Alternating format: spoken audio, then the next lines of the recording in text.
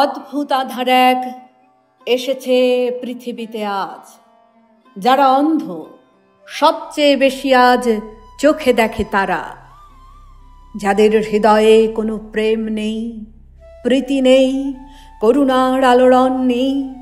পৃথিবী অচল আজ তাদের সুপরামর্শ ছাড়া।